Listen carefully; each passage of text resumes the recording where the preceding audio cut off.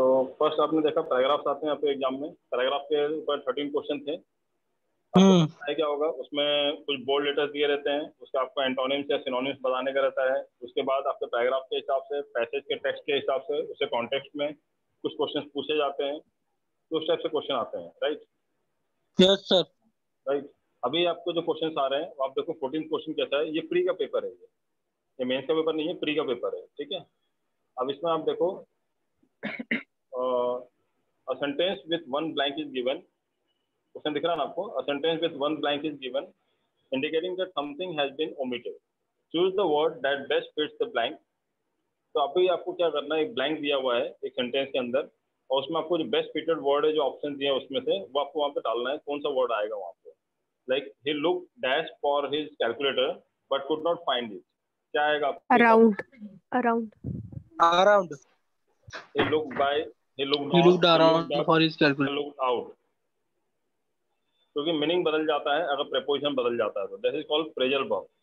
इसे phrasal verb कहते हैं हम लोग। लुक क्या है? वर्ब है।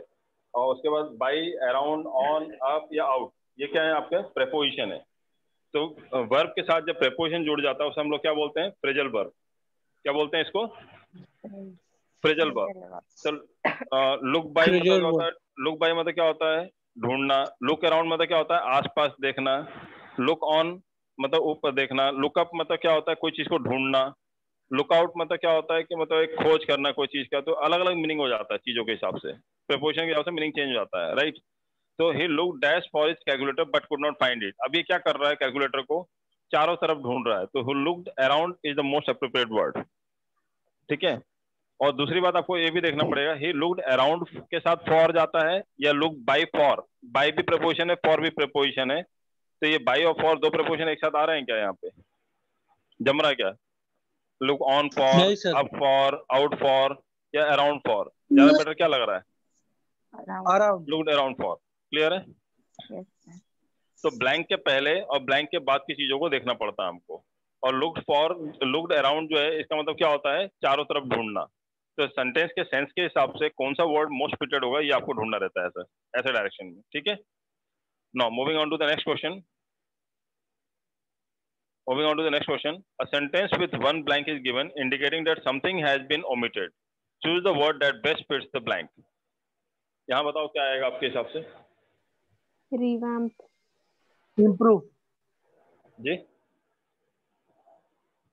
क्या आएगा यहाँ पे? इम्प्रूव। रिवैम्प आएगा। रैम्प आएगा मतलब पता नहीं, पर इम्प्रूव तो टेंस इम्प्रूव नहीं आएगा क्योंकि ईडी लगा है, पास्ट ईडी लगा हुआ है। हाँ इसलिए। और इंक्रीज भी नहीं आएगा। Very very good. नाम क्या है बेटा आपका? जिसने भी आंसर दिया ये जो ईडी आएगा। अपेक्षा। अपेक्षा। Very good.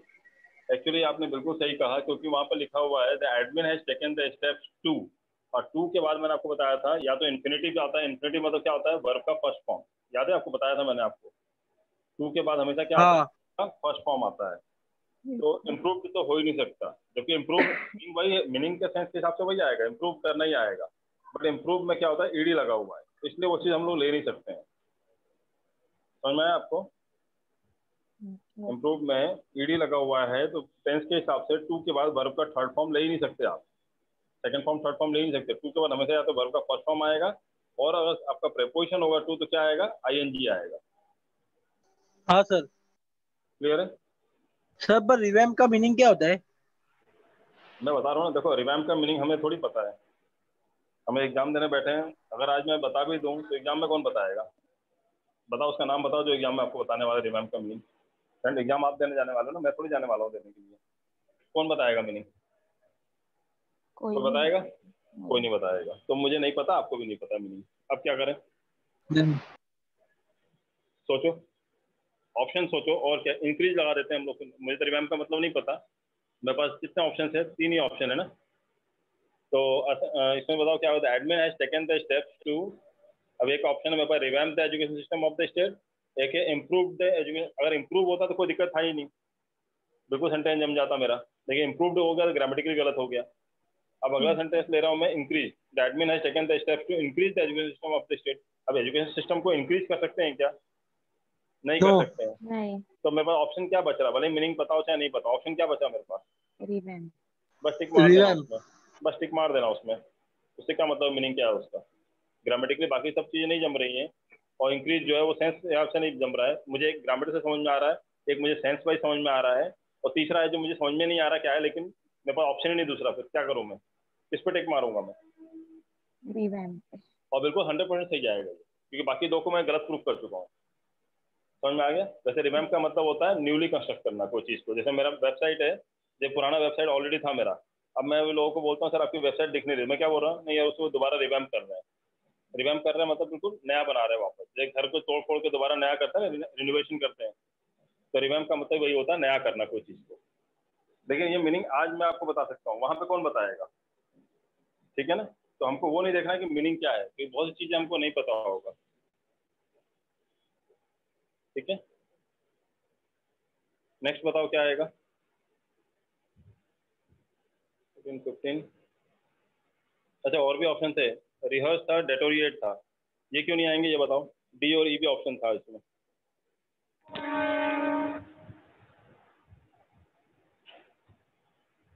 सर डेटोरेट तो नेगेटिव है, तो एडमिन नेगेटिव स्टेप्स तो नहीं लेगा।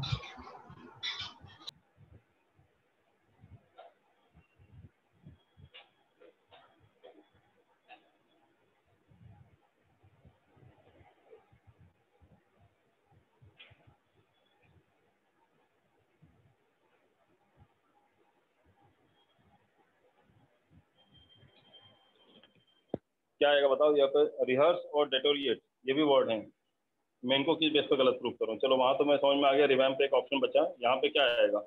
The admin has taken the steps to dash. अब टू के बाद क्या आता है? वर्ब का फर्स्ट फॉर्म आता है, तो to rehearse the education system, to deteriorate the education system. तो डेटोरिएट तो आपको पता ही नहीं, पता मीनिंग क्या होता है डेटोरिएट करना मतलब? सर वो तो नेगेटिव वर्ड है ना? नेगेटिव वर्ड है, डेटोरिएट करना मतलब खराब करना है ना। हाँ। और रिहर्सल का तो कोई बात ही नहीं आ रहा है यहाँ पे, रिहर्सल क्या करोगे एजुकेशन सिस्टम में? तो आपको एक ही ऑप्शन बचता है, रिवैम्प करना। ठीक है, तो इस बेस पर देखो मैं क्या हो रहा, मैं आपको क्या बताना चाह रहा हूँ कि मीनिंग आपको सारे वर्ड्स का पता हो ये गारंटी नहीं है।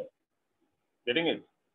तो कैसे हम लोग आंसर को टिक करके आए? क्योंकि इंग्लिश है बेटा, सारे मतलब जो है ना लाखों करोड़ों वर्ड्स हैं, सारे वर्ड्स याद नहीं कर पाओगे आप, but we can go by grammar, we can go by the sense of the language, and we can understand and guess the things, and that too with the accuracy by removing the other option. कि बाकी options को आप गलत prove कर दो कि ये तो हो ही नहीं सकता, लाइक इम्प्रूव्ड हो ही नहीं सकता, कि टू का वर्क का सेकंड फॉर्म थर्ड फॉर्म आता ही नहीं, फर्स्ट फॉर्म ही आता है। और वो मेरे को सेंस के हिसाब से जम रहा था, बट इम्प्रूव जम रहा था, इम्प्रूव्ड नहीं जम रहा था, इसे हटा दिया। एजुकेशन सिस्टम को इंक्रीज नहीं कर सकते हैं स्टेट का, इसमें क्या इंक्रीज करोगे? ये सेंस वाइज नहीं जम रहा है। अब यहाँ रिहर्सल क्या करोगे? सिस्टम जो है रिहर्सल क्या करोगे, रिहर्स क्या करोगे? या डेटोरेट करना होता है, खराब करना होता है, नेगेटिव वर्ड है ना। तो revamp is the most appropriate answer. 16 का बताओ क्या आएगा? A sentence with one blank is given indicating that something has been omitted. Choose the word with the best fits the word blank. This country remains poor despite dash rich in natural resources. Being rich. Despite Being. बाकी लोग बताएं। Being rich in natural resources. Being. Being. Confirm. Why not very rich? Despite very rich. Why not of it being rich? Why not have been rich? Why not it will reach? तो it will तो बहुत ज़्यादा ही गंदा लग रहा है, समझ में आ रहा है कि वो तो हो ही नहीं सकता। डिस्पाइट इट विल पर वर्ड कन्वीनियंट नहीं लग रहा है वो उसको लेके। नहीं, ये तो हो गया, तुक्का मारना हो गया ना, ये तो मतलब ये बहुत ही ज़्यादा तुक्का हो गया। ग्रामेटिक के हिसाब से आप देख नहीं रहे चीज़ों को ना। This country remains poor despite, मतलब इसके बावजूद, despite dash rich, despite the country remains poor despite of it being rich. It being rich में क्या अंतर है? डिस्पाइट ऑफ,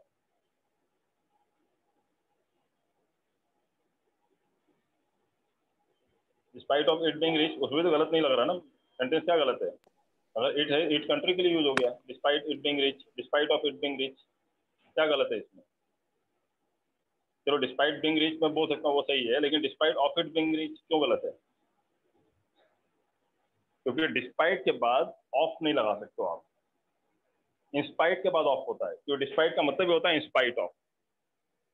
समझ में आ रहा है आपको? अदरवाइज सेंटेंस बी गलत नहीं होता। ये बी गलत क्यों गलत हुआ? क्योंकि ऑफ लगा हुआ है, और डिस्पाइट के बाद कभी भी ऑफ नहीं लगाते हैं, ध्यान रखना आप। क्यों? डिस्पाइट का मतलब ये होता है इन स्पाइट ऑफ। डिस्पाइट का फुल फॉर्म क्या होता है? In spite of, INSPITE of. तो ऑलरेडी ऑफ है उसके अंदर, डिस्पाइट के अंदर ही ऑफ है, दोबारा ऑफ लगाओगे तो क्या हो जाएगा? सुपरफ्लुअस हो जाएगा, डबल डबल हो जाएगा वो। ठीक है, समझ में आया आपको? क्लियर है? समझ में आया आपको? इसलिए वो गलत हो गया। अदरवाइज अगर ऑफ नहीं लगा होता है, अगर मैं लिखा होता this country remains poor despite it being rich in natural resources, गलत होता है क्या? बिल्कुल सही जाता, वो भी सही चला जाता। डिस्पाइट बीइंग रिच भी सही है और डिस्पाइट इट बीइंग रिच भी सही, क्योंकि इट किसके लिए यूज किया जा रहा है? कंट्री के लिए। बस गलत क्यों हो गया वो बी ऑप्शन? क्योंकि वहां पे ऑफ लगा है, और डिस्पाइट के बाद ऑफ नहीं लगा सकते हो, क्योंकि डिस्पाइट का मतलब ये होता है in spite of, already of उसके अंदर रहता है, दोबारा ऑफ लगाओगे तो सुपरफ्लुअस हो जाएगा। सुपरफ्लुअस मतलब क्या होता है? Unnecessary repetition of words. जैसे बोलो suppose if you go there, तो सपोज और इफ दोनों का मतलब क्या होता है? सेम होता है, तो ये अननेसेसरी गलत है ये। या तो बोलो सपोज यू गो देयर और इफ यू गो देयर, कोई एक ही यूज कर सकते हो आप। लेकिन हिंदी में भी बोलते हैं मान लो यदि मैं गया तो, मान लो मैंने ऐसा किया तो मान लो और मैं मतलब मान लो यदि नहीं बोल सकते हो, या तुम बोलो मान लो ऐसा किया तो, या बोलो यदि ऐसा किया तो। मान लो यदि ऐसा किया तो ऐसा नहीं बोलोगे, ये गलत है। बट बोलचाल में बोलते हैं लोग, पॉलिटिकल लैंग्वेज भी यूज करते हैं ऐसा। Getting my point? तो डिस्पाइट के बाद क्या नहीं आता है? क्या याद रखोगे आप? डिस्पाइट के बाद क्या नहीं आता?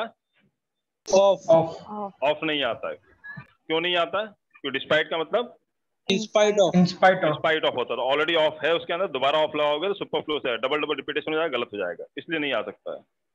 ठीक है? और despite very rich, despite it will rich, ये तो हो नहीं सकता। डिस्पाइट हैव बीन रिच तो पॉसिबल नहीं है, क्योंकि अगर हैव बीन लगाओगे तो रिच नहीं हो सकता, रिच्ड होना चाहिए था, कि हैव बीन के बाद वर्ब का थर्ड फॉर्म लगता है। होता है कि नहीं होता है? हाँ सर। और बीइंग के बाद थर्ड फॉर्म क्यों नहीं आता है? बीइंग के बाद भी तो थर्ड फॉर्म आता है ना। ही इज बीइंग कॉल्ड आएगा या ही इज बीइंग कॉल आएगा? कॉल्ड आएगा, कोई पता है? तो बीइंग के बाद भी वर्ब का थर्ड फॉर्म आता है, तो यहाँ रिच क्यों आया?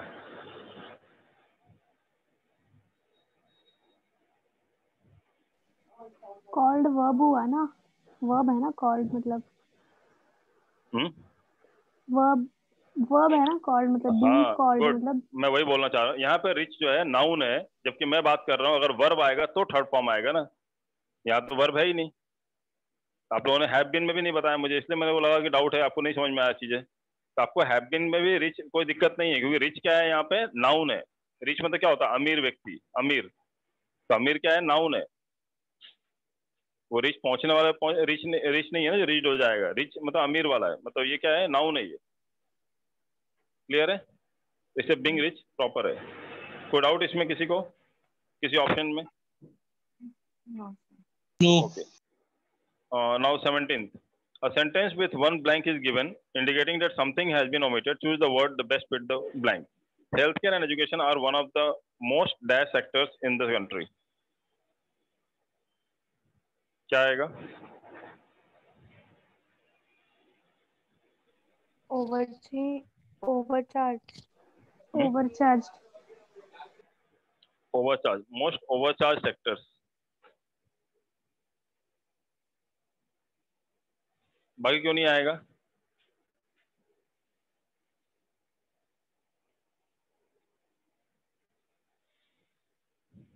अगर लॉस है तो लॉस मेकिंग आएगा ना सर।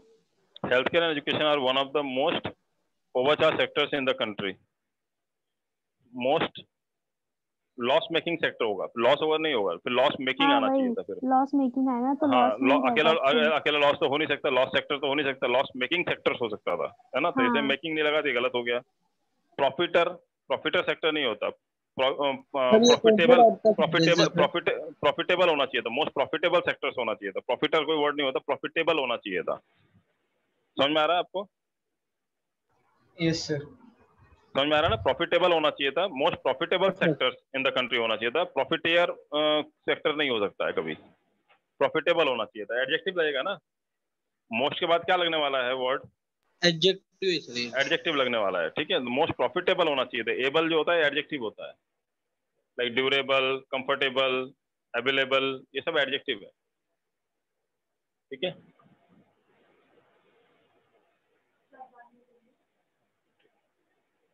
ठीक है, नेक्स्ट क्या है? Iterative, most iterative sectors in the country. मुझे इसका मतलब नहीं पता, मुझे पता आप लोगों को भी नहीं पता। एंड एक लास्ट ऑप्शन कौन सा बच रहा है मेरे पास? कैशिंग।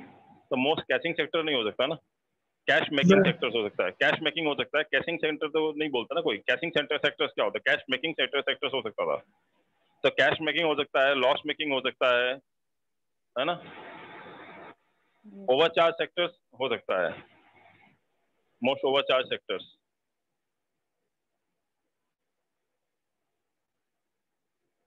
बाकी इटरेटिव नहीं हो सकता। तो इटरेटिव नहीं, इटरेटिव होगा नहीं होगा मुझे नहीं पता, ठीक है। कैसे डिसाइड करूं इटरेटिव के बारे में?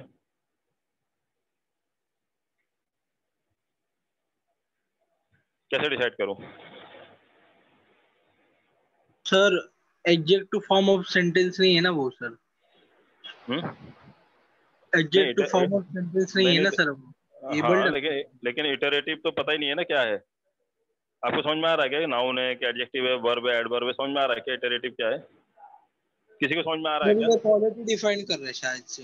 हाँ, नहीं शायद से नहीं, क्या नेगेटिव नेगेटिव सेंटेंस लग रहा है सर ये। मोस्ट इटरेटिव,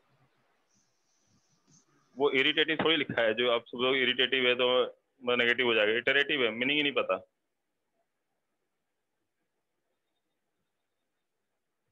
फिर क्या करें? आप बताओ, एग्जाम में आपके साथ ऐसे ही होने वाला है। 4 वर्ड के मीनिंग समझ में आएंगे और एक वर्ड अटका देगा आपको जिसका मीनिंग आपको नहीं समझ में आ रहा होगा वहां पे। फिर क्या करोगे ऑप्शन में? How you will proceed with that? क्या आप क्वेश्चन छोड़ दोगे या आप कुछ भी टिक मार के आ जाओगे? What you are going to do? वो इंपॉर्टेंट है मेरे लिए कि आपका आंसर क्या देने वाले हो आप लोग। क्या करोगे यहाँ पे? एनीबॉडी? कैसे डिसाइड करोगे?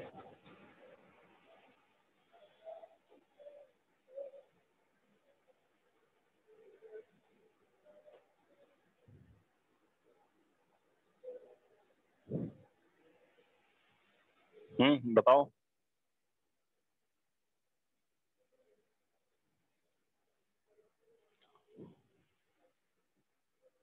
Hello, anybody? बोलो।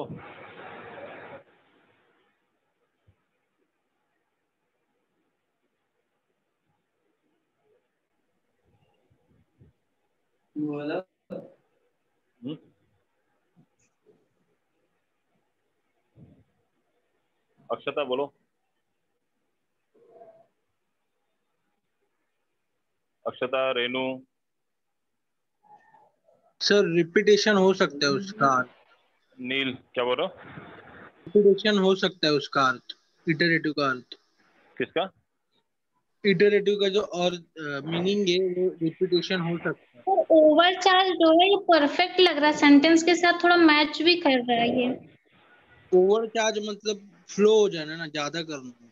ओवरचार्ज नहीं, मैं ये पूछ रहा हूँ, ठीक है, ओवरचार्ज आपको ज्यादा फ्लो में दिख रहा है। इटरेटिव मीनिंग नहीं पता आपने, भले ही आपने गूगल सर्च मार लिया हो, निकाल लिया हो meaning, that is not important. मेरे लिए इंपॉर्टेंट वो है, देखो ये चीज तो मैं भी करके दिखा सकता हूँ आपको, मेरे को तो सारे वर्ड की मीनिंग पता है।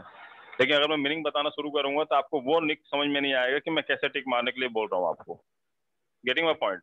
आपको भी पता है ना, जब पेपर पढ़ाना है तो मैं तो सारे वर्ड मुझे पता होंगे कि मैं ही पढ़ा रहा वाला हूँ इस चीज को, ठीक है। लेकिन मैं खुद पढ़ के नहीं आता हूँ पढ़ाने के लिए, क्योंकि अगर मैं पढ़ के आऊंगा तो मैं डायरेक्टली मीनिंग बता दूंगा, मेरे मुंह से निकल जाएगा, मैं जानता हूँ। और मुझे पता है कौन से वर्ड में आप अटकोगे, मुझे पता है प्रॉफिटर में नहीं अटकोगे, मीनिंग में दिक्कत नहीं आएगी, आपको ये समझ में नहीं आएगा प्रॉफिटर होगा कि प्रॉफिटेबल होगा, तो मैं आपको वो तो बता ही देता हूँ ग्रामर बेस पे क्या आएगा। बट इटरेटिव ऐसा वर्ड है जो मुझे लग रहा है क्लास में जितने लोग बैठे हैं अभी 25-26 स्टूडेंट्स, किसी को भी मीनिंग नहीं पता उसका। पता है क्या? ईमानदारी से बताओ, अगर आप एग्जाम में बैठे हुए, अगर आपको गूगल अलाउड नहीं होगा तो आप देख पाओगे क्या meaning? Then how we are going to decide? वो इंपॉर्टेंट है ना मेरे लिए आज की डेट में, कि आप कैसे डिसाइड करोगे आंसर, क्या टिक मारूं या छोड़ दूं क्वेश्चन को, डाउट है तो क्या करूं मैं इस क्वेश्चन का, व्हाट शुड आई डू? अगर आपको कंफर्म है कि health care and education are one of the most overcharge sectors in the country, और ये मोस्ट अप्रोप्रिएट एंड फिट बैठ रहा है आपको यहाँ पे, you just put the tick mark at overcharge. फिर आप मत सोचो कि इटरेटिव का मीनिंग क्या है, छोड़ दो उस चीज को, बिकॉज आपको ओवरचार्ज ज्यादा अप्रोप्रिएट लग रहा है। तो यस सर। अगर आपको ओवरचार्ज में थोड़ा भी डाउट है, you should leave this question touch नहीं करना चाहिए, आपको छोड़ के आगे बढ़ जाना चाहिए। समझ में आ रहा है आपको क्या करना है? हाँ sir. It is not important, मतलब you have to do all the 30 questions of English. It is important that you should whatever you put the tick mark, it should be the correct answer. समझ में आ रहा है? अगर आपको थोड़ा भी doubt लग रहा है, you just leave that question. लेकिन हमसे रहा नहीं जाता है, जब तक हम 2-4 बार फेल नहीं होते ना एग्जाम में, हमसे रहा नहीं जाता, हम सब पे टिक मार के आ जाते हैं। हमें क्वेश्चन हमने पढ़ लिया, इतना मेहनत कर दिया, इतना टाइम दे दिया, अब तो टिक मार के निकलेंगे, जो भी समझ में आएगा भगवान के नाम पे अक्कड़ बक्कड़ बम्बे वो करके टिक मार देते हैं, है ना? कुछ क्या क्या बोलते हो, वो जो भी बोल के आप टिक मार के चले जाते हो कि सब, मतलब 30 में से बोलने को रहेगा, कम से कम बाहर हो ना हो सिलेक्शन बात की बात है, बाहर आके बोलने को रहेगा हमें 30 में से 28 किए मैंने, तो उस नंबर पे मत जाना, नंबर पे मार्क्स नहीं मिलता है। आप 30 में से अगर 18 करके आओगे और 18 बिल्कुल एक्यूरेट होगा ना, you will get pass in the examination. 12 question छोड़ दोगे तो भी दिक्कत नहीं है इंग्लिश में, ध्यान रखना आप, क्योंकि इंग्लिश में लोगों के 5 या 6 क्वेश्चन सही जाते हैं, और प्री में पास होने के लिए सिर्फ 15-16 नंबर चाहिए रहते हैं प्री में। आपको मैथ्स और रीजनिंग स्कोरिंग होता है, इंग्लिश में 15-16 नंबर ले आओगे तो भी पास हो जाओगे अच्छे नंबर से। समझ में आ रहा है आपको? तो आपको 18, 20, 22, 23, मैक्सिमम 25 तक, मतलब 5-6 क्वेश्चन तो छोड़ ही देना चाहिए, जहां भी आपको थोड़ा बहुत डाउट हो रहा है कि नहीं यार नहीं बन रहा, छोड़ दो, you leave that question. It is not important that you have to solve all the questions. समझ में आ रहा है मैं क्या कहना चाह रहा हूँ आपको? It is not at all important to solve all the questions of mathematics, all the question of reasoning, all the question of English. You have to leave 5-10 questions in the examination. आपको पता होना चाहिए मेरा average जो tick mark करके आना है, it should be around 70। English maths reasoning पूरा 100 मार्क्स का होता है, उसमें से आपको 30 क्वेश्चन छोड़ के आने हैं। ध्यान रखना आप कितने क्वेश्चन छोड़ने हैं आपको, if you want to really get pass, 30 कितने क्वेश्चन छोड़ के आना है? 30 क्वेश्चन छोड़ के आना है, जिसमें आपको जरा भी डाउट है छोड़ दो। हाँ, अगर आप मतलब 60 से नीचे जा रहे हो तो समझ लेना आपको 4-5 तुक्का मार के आ जाओ फिर, क्योंकि आपको 65-64 कट ऑफ जाता है नॉर्मली, तो 64-65 से नीचे तो नहीं कर सकते हो आप, अगर आपको एक्चुअली सिलेक्शन चाहिए तो। बट ये है कि अगर आप नहीं, अगर मतलब जो आता है वही करके आ रहे हो, you will get the things कि भाई मेरे से कितना बनता है एग्जाम में, you will get your accurate marks कि आपको कितना समझ में आता है एग्जाम टाइम में। क्लियर है? चलो, now moving on to the next question. इसका बताओ क्या आएगा? The navy officer was fascinated with ships since childhood and dash be a seafarer. Wished to. To be है ना, इसलिए wish Wish to be to. wish to be a seafarer. Attempt B, frenzy B, it's trying B, wanted B, तो होता ही नहीं कभी भी। तो ए आएगा। ए ऐसे समझ में आ रहा है, ग्रामेटिकली समझ में आ रहा है ना। एंड विश टू बी है ना, since childhood and wish to be. The navy officer was fascinated with ships since childhood and wish to be a seafarer. अब यहाँ पे 2 वर्ड है जो आपको ध्यान रखना पड़ेगा। ग्रामेटिकली भी आप देखो तो अटेम्प्ट, फ्रेंजी, इज ट्राइंग और वांटेड में एक खाली वांटेड एंड वांटेड हो सकता था एंड विश टू हो सकता था, क्योंकि दोनों में आपको यहाँ पे वर्ब का थर्ड फॉर्म चाहिए था। Was ठीक है? is. क्योंकि वहाँ वॉच के बाद फैसिनेटेड है, तो वॉच के बाद फैसिनेटेड है, और एंड के बाद भी वैसे ही कुछ आएगा फैसिनेटेड के साथ जो कंपेयर में आएगा वर्ड, तो वांटेड हो सकता था और विश्ड हो सकता था। बट यहाँ पे आगे बी लिखा हुआ है तो वांटेड बी नहीं होता है, लेकिन विश टू बी होता है, इसलिए wish to be the most appropriate answer है, तो A will be the answer. समझ में आया आपको? Yes, sir. ठीक है, नेक्स्ट क्वेश्चन देखें आप 19th। A sentence with one blank is given. यहाँ पे बताओ, choose the word that best fit the word. If the proposal directly dash persons without their free and informed consent, then it should be rejected. Harms. Harms person. If the proposal directly harms person without their free and informed consent, then it should be rejected. आपको भी समझ में आ रहा, सब negative word है। Yes ठीक है, तो नेगेटिव वर्ड है तो रेजिस्ट तो हो ही नहीं सकता। रेज करना क्या होता है? बढ़ाना होता है। ठीक है, इनफॉर्म न्यूट्रल वर्ड है, और लिबरेट्स भी, लिबरेट मतलब क्या होता है? आजादी देना, ये भी आपको क्या है, मतलब पॉजिटिव वर्ड है। तो एक ही नेगेटिव वर्ड है यहाँ पे, हार्म्स। कौन सा है? हार्म्स। और वैसे भी आपको सेंस के हिसाब से भी कई लोगों को समझ में आ ही रहा है। If the proposal directly harms person, directly अगर कोई हार्म करता है, हम लोग नॉर्मली बोलते हैं डायरेक्टली लिबरेट करता है बोलते हैं, या डायरेक्टली इन्फॉर्म करता है नहीं बोलते हैं ना, डायरेक्टली रेजिस्ट नहीं बोलते हम लोग, क्या बोलते हैं? डायरेक्टली हार्म करता है कोई चीज को। ठीक है, क्लियर है? यहाँ को डाउट इसमें? No sir. Now moving on to the next part. और एग्रीज, डायरेक्टली एग्रीज, तो एग्रीज के बाद क्या आता है? अगर एग्रीज अगर वर्ड ले लूँ तो डायरेक्टली एग्रीज के बाद एग्रीज पर्सन नहीं होता, डायरेक्टली एग्रीज टू, एग्रीज के बाद टू आता है प्रीपोजिशन, है ना? तो ये एग्रीज नहीं हो सकते, यहाँ दिया ना, यहाँ पे ऑप्शन में दिया हुआ था, ये ई पार्ट दिया ना एग्रीज, ये नहीं हो सकता। नाउ अभी ये 20 पार्टेड, ये डायरेक्शन पढ़ो पहले, क्या दिया हुआ है डायरेक्शन में। Read the sentence to find out whether there is an error in it. The error, if any, will be one part of the sentence. The number corresponding to that part will be your answer. If the given sentence is correct as it is, mark the answer as no error. Ignore the errors of punctuation if any. ये तो already मैंने आपको पढ़ा है इस type के questions, हम लोगों ने चैप्टर में देखा है ना। एक लाइन में दिया रहता है 1 2 3 4, आपको बताना रहता है, कोई पार्ट में एरर है तो पढ़ा है ना हमने कितने क्वेश्चंस में। जो चैप्टर पढ़ा था मैंने आपको एडवर्ब वगैरह उसमें पढ़ा है ना हमने, इस टाइप से सेंटेंस 65 क्वेश्चंस के, है ना? मैं नहीं था।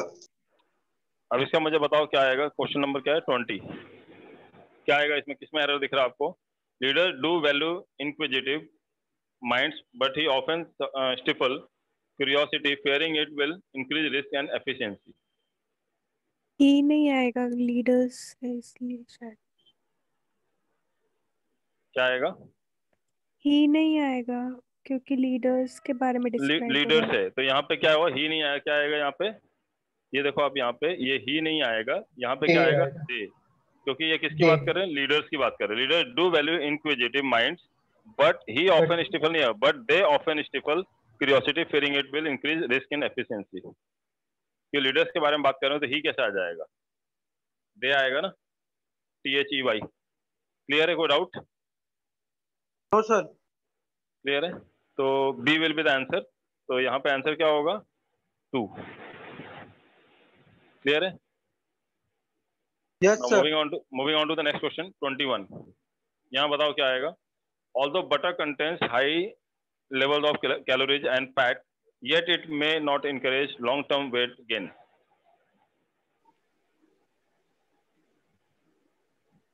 लेवल्स ऑफ Second कैलोरीज नहीं होगा शायद, लेवल ऑफ कैलोरीज होगा।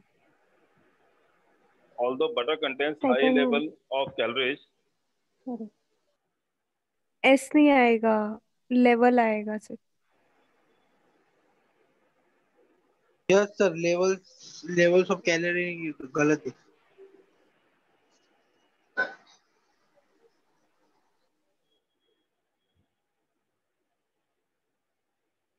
नो एरर आएगा सर। सोचो सोचो अच्छे से सोचो। सर although और yet मतलब yet it may not Although और increase. yet है, डबल बार यूज नहीं होगा ना, एक ही को यूज होगा, although या फिर yet। अभी आपने बोला था एक बार Although in and spite of और although सेंटेंस के yet। स्टार्टिंग में although के बाद yet नहीं आता। नहीं, मतलब सेंटेंस के स्टार्टिंग में although लिखा है, फिर हाँ, तो although is followed by क्या होता है? कनेक्शन याद करो, although के बाद क्या आता है?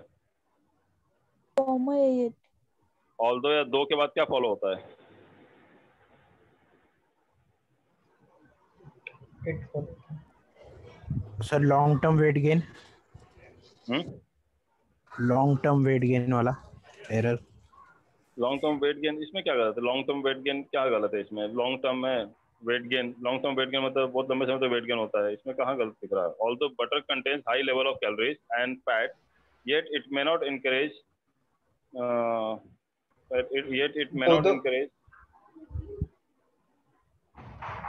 Encourage long term yet weight. नहीं आएगा सर, कैलोरीज एंड फैट्स आएगा। yet नहीं आएगा। Although butter contains high level of calories and fat, it may not encourage नहीं, long-term फैट weight कोई वर्ड नहीं होता ना बेटा, फैट अपने आप में कंप्लीट वर्ड है ना, फैट वो कोई प्लूरल सर नहीं पर हो सकता। लेवल्स का भी कुछ अलग है ना सर, वो बटर के बारे में gain। पूछ रहा है yet तो नहीं आएगा, yet although butter yet contains नहीं हाई आएगा। Levels of calories. Number of sir yet में नॉट इंकरेज, ये रॉन्ग हो सकता है ना सर? yet नहीं आएगा क्योंकि although दिया है पहले। although या yet में से कोई एक आएगा। ऐसे कैसे आएगा आपको पता है? अच्छा ये मुझे बताओ, जैसे आता है मतलब लाइक इधर के बाद क्या आता है आगे? इधर और ओके, नो, इधर के बाद और आता है, और नीदर के बाद नॉर, ऑल्दो के बाद इट,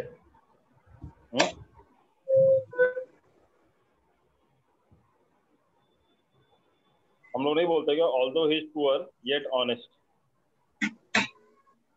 नहीं बोलते हैं क्या हम लोग? हाँ सर।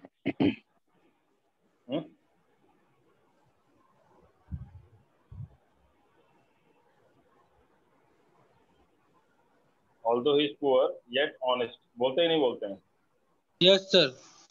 लेकिन वो कौन से क्लॉज में होता है? वो सेकंड क्लॉज में होता है, वो सेकंड क्लॉज में होता है, ठीक है। Although he is poor yet, although के बाद येट आता है, ये तो पहले गलत कंसेप्ट दिमाग में लाओ मत कि ऑल्दो के बाद येट नहीं आता है। ऑल्दो के बाद येट आता है, ऑल्दो या दो हो तो उसके बाद आपको येट या कॉमा लगाना ही पड़ता है आपको, ठीक है। ऑल्दो के बाद नॉर्मली हम लोग कॉमा लगा के बोलते हैं, और दो के बाद येट लगाते हैं। Though he is poor yet honest, या although he is poor comma he is honest, ऐसा ही बोलते हैं हम लोग। तो वहाँ पे ऑल्दो के बाद नॉर्मली हम लोग क्या होता है, कॉमा लगाते हैं तो येट नहीं लगाते हैं, बाकी आप येट लगा सकते हो, गलत नहीं होता है। अब यहाँ पे कॉमा भी डला है, येट भी डला है, इससे गलत हो रहा है। वैसे हम लोग पंक्चुएशन एरर को अवॉइड करना होता है, लेकिन आपको यहाँ पे दिख रहा है कॉमा भी डला है और येट भी डला है, जबकि आपको दोनों में से कोई एक ही यूज कर सकते हो आप, या तो कॉमा लगाओ या येट लगाओ। और येट कब लगाते हैं? जब आगे सेंटेंस नहीं दिया हो। येट के बाद डायरेक्टली क्या आता है, जैसे बोलते हैं ना ऑल्दो ही इज पुअर, हालांकि वो गरीब है, येट ऑनेस्ट, तो येट के तुरंत बाद जो है आपको वर्ड आ जाता है पुअर के अगेंस्ट वाला जो वर्ड है, although he is poor yet honest. समझ में आ रहा है? Although he is old yet energetic, फिर भी एनर्जेटिक है। समझ में आ रहा है कि नहीं आ रहा है? कैसा होता है? तो ऑल्दो के बाद येट आता है, ये दिमाग से निकाल दो कि ऑल्दो के बाद येट नहीं आता है। ऑल्दो या दो, THOUGH, दो लगे हो या ऑल्दो लगाओ, दोनों के बाद येट आता है या कॉमा आता है। नॉर्मली ऑल्दो के बाद कॉमा आता है और दो के बाद येट आता है। यहाँ पे कॉमा और येट दोनों दिए हुए हैं, और येट के बाद सेकंड क्लॉज नहीं दिया है, डायरेक्टली पूरा लिखा हुआ है, इट मे नॉट इनकरेज, पूरा सेंटेंस दिया है। और जब पूरा सेंटेंस दिया जाता है तो ऐसा बोलते हैं, although he is old he is energetic, although he is poor comma he is honest. समझ में आ रहा है? तो जब अगर कॉमा लगा देते हो तो पूरा सेंटेंस बोलना पड़ता है। ऑल्दो के बाद येट तब लगा सकते हैं जब कॉमा नहीं लगाओ और ये आगे पूरा सेंटेंस नहीं दिया हो। तो यहाँ पे सेकंड जो थर्ड पार्ट है उसमें एरर है, कुछ तो एरर करना पड़ेगा, आपको करेक्ट करना पड़ेगा, या तो कॉमा हटा दो या फिर येट हटा दो। तो यहाँ पे येट हटाना ज्यादा अप्रोप्रिएट है, क्योंकि कॉमा हटाने की जरूरत नहीं, क्योंकि आगे जो है येट के बाद एक सिंगल वर्ड नहीं दिया है, वो पूरा क्लॉज दे दिया है, इट मे नॉट इनकरेज। तो फिर यहाँ पे येट हटा दो, कॉमा रहने दो। Although butter contains high levels of calories and fat, it may not encourage long term weight gain. Yet की जरूरत नहीं है यहाँ पे। समझ में आया आपको क्यों हुआ? आंसर सही था आपका, लेकिन लॉजिक सही नहीं था। आपका लॉजिक था कि ऑल्दो के बाद येट आता ही नहीं है, जबकि ऐसा नहीं है, ऑल्दो के बाद येट आता है कंजंक्शन में, रूल है बल्कि उसका। जब नो सुनर के बाद हमेशा देन आता ही है, इधर के बाद और आता है, नीदर के बाद नॉर आता है, इसी तरह से ऑल्दो के बाद कॉमा या फिर येट आता है, ऑल्दो या दो के बाद। ठीक है, क्लियर है? कोई डाउट इसमें? No sir. ठीक है, तो आंसर विल बी, क्या आंसर होगा इसका 21 का? C, third will be the answer. ठीक है, ओके। नेक्स्ट देखें आप, the path of success,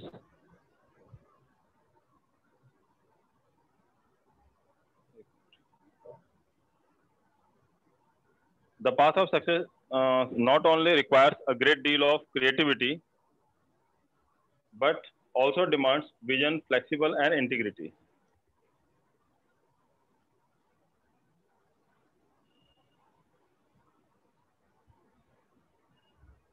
flexibility आएगा, फ्लेक्सिबिलिटी आएगा, बिकॉज विजन जो है आपका नाउन है। अब यहाँ पे देखो, विजन SION होता है तो नाउन होता है, ये TY लगा है तो नाउन होता है, और फ्लेक्सिबल नाउन नहीं होता, फ्लेक्सिबिलिटी होता है नाउन, मतलब TY आएगा, फ्लेक्सिबिलिटी होता है नाउन। ठीक है, तो यहाँ पे अगर पहला वाला नाउन है, ये तीसरा वाला नाउन है, तो एंड के साथ जुड़ा हुआ है, तो बीच वाला क्या होगा? वो एडजेक्टिव थोड़ी हो सकता है, क्या आना चाहिए? वो भी नाउन होना चाहिए। तो विजन, फ्लेक्सिबिलिटी एंड इंटीग्रिटी होगा। तो आंसर क्या होगा? थर्ड। सर कॉमा के बाद एंड आ सकता है? क्या बोल रहे हो? कॉमा के बाद एंड आ सकता है? नहीं, वो मैं आपको पहले ही बोल चुका हूँ, ये अपने पंक्चुअलिटी का एरर नहीं देखना है आपको कभी भी। कॉमा फुल स्टॉप इसका एरर नहीं देखना कभी भी। गलती से अगर फुल स्टॉप कॉमा लगा हो, वो एरर को अवॉइड करना, आप नेग्लिजिबल माना जाता है उसको एग्जाम में। आपके एग्जाम में पंक्चुएशन एरर नहीं आता है। गलती से कॉमा डला हुआ है, वैसे टाइपिंग एरर है, बट अगर कॉमा डला भी हुआ है तो आप उसको एरर नहीं मानना कभी भी। आपका जो एरर है वो ये वर्ड है कि फ्लेक्सिबल नहीं होगा। यहाँ पे क्या होता है, सारे वर्ड नाउन है और एंड से जुड़े हुए हैं, तो सारे वर्ड एक ही फॉर्म में होना चाहिए पार्ट्स ऑफ स्पीच के। या तो सारे एडजेक्टिव होने चाहिए, या सारे नाउन होने चाहिए, ये सारे वर्ब होने चाहिए, ये सारे एडवर्ब होने चाहिए। समझ में आ रहा है आपको? तो यहाँ फ्लेक्सिबिलिटी आएगा, और फ्लेक्सिबिलिटी जो है that is the answer in fourth part. The fourth will be the answer. Now over the past 2 decades, the country have emerged as one of the Africa's most successful and liberal economies. Country has emerged. The country has emerged. ये country क्या है? Singular है। Singular है तो यहाँ पे क्या होगा? Have नहीं होगा, क्या आएगा यहाँ पे? Has आएगा। Clear है? The country has emerged. Country have कैसे हो सकता है? Country singular है। ये पीछे से आवाज किसकी आ रही है?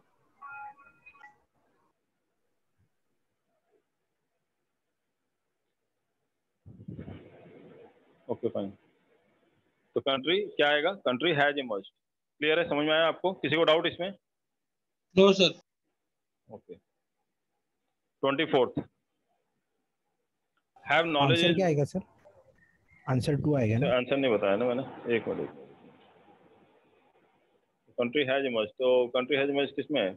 ये था ना सर? फर्स्ट वाला आएगा तो ये आएगा ना सेकंड बी आएगा ना? ऑप्शन बी ऑप्शन है ना, कंट्री हैज इमर्ज्ड। यहाँ पर एरर है ना, ये कंट्री हैज आना चाहिए ना यहाँ पे, तो यहाँ पे सेकंड ऑप्शन आएगा ना। Second option is the right answer. Clear है? Now moving on to the next question. Have knowledge is one thing, but being able to communicate it to others is another kettle of fish. Having आएगा। Having आएगा। Having knowledge is one thing. Having knowledge is one thing. Very good. यहाँ पे have knowledge नहीं होता है, यहाँ पे continuous part होता है। तो क्या होता है? Having, HAVING। Having knowledge is one thing, मतलब knowledge होना एक अलग बात है। Having knowledge is one thing, but being able to communicate it to others is another kettle of fish. Any doubt with this? सबको समझ में आया आपको? Yes sir. Here the first will be the answer. A will be the answer.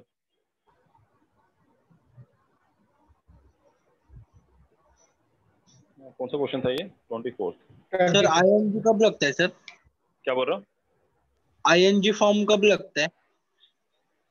नहीं, ING form वो तो continuous form होता है। हैविंग नॉलेज यहाँ पे वो ऐसा नहीं होता है। जैसे मतलब I am having food, I am having food मतलब खाना खा रहा हूँ।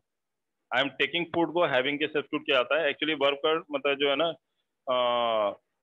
मतलब टेकिंग को हैविंग से सब्स्टिट्यूट किया गया है। आई एम टेकिंग फूड बोलो या आई एम हैविंग फूड, तो टेक और हैव एक ही सेंस में आता है।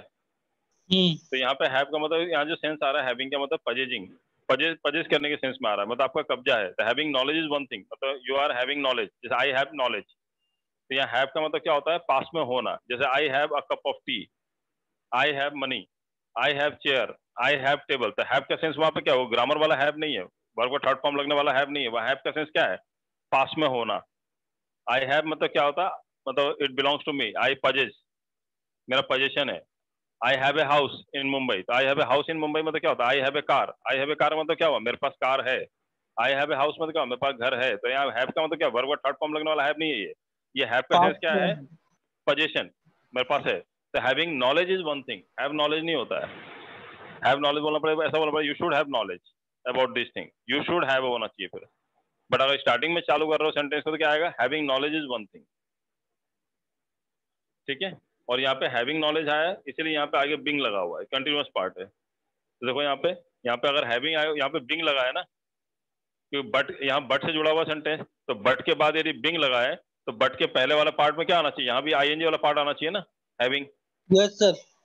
Having knowledge is one thing but being able, क्योंकि बीइंग भी आपको कंटिन्यूअस है और हैविंग भी कंटिन्यूअस वाला पार्ट आना चाहिए ना यहाँ पे, तो होना अपने पास। क्लियर है?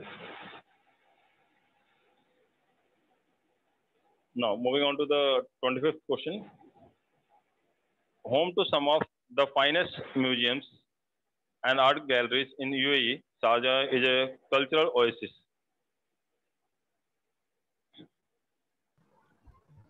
Home to some of the finest museums and art galleries in UAE. Sharjah is a cultural oasis.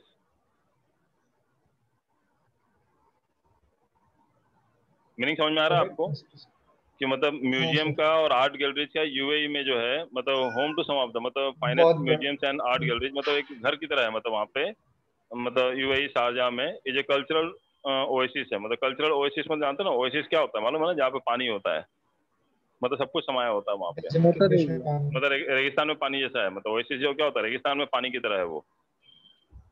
तो home to some of the finest museums and art galleries in UAE Sharjah is cultural oasis. कुछ error दिख रहा है आपको? नहीं दिख रहा है। No error. ठीक है, कोई डाउट? No sir. किसी को डाउट है? Okay, now moving on to the next question. अब यहाँ पे आपको देखना है, देखो एक तो आपको सेंटेंस कैसे कैसे आपने देखा ना प्री के एग्जाम में कैसे कैसे आता है। पहला आपने देखा, पहला क्या आया आपके एग्जाम में, क्या आया? पैराग्राफ आया।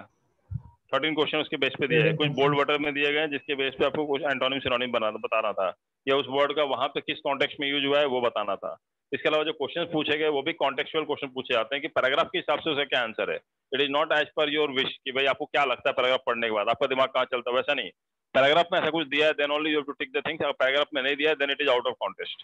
तो आउट ऑफ कॉन्टेक्स्ट किसी भी आंसर को वेरीफाई मत करना कि हाँ इसका पैराग्राफ का इन्फ्लुएंस तो वही निकल रहा है ना, इन्फ्लुएंस निकाल के आंसर मत देना। पैराग्राफ में मेंशन है तो ठीक है, अगर नहीं मेंशन है तो नहीं है आंसर उसका, ठीक है।